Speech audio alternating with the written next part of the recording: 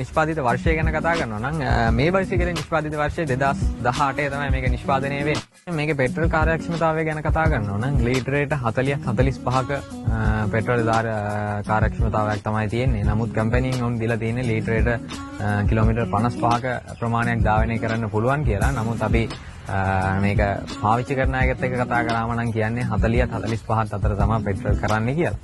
වගේම මේකේ ඔයිල් ප්‍රමාණය ගැන කතා කරනවා නම් මිලිලීටර් 750කින් සමාන විදිහට මිලිලීටර් ප්‍රමාණයක් තමයි මේකේ එන්ජින් ඔයිල් එකට අල්ලන්නේ.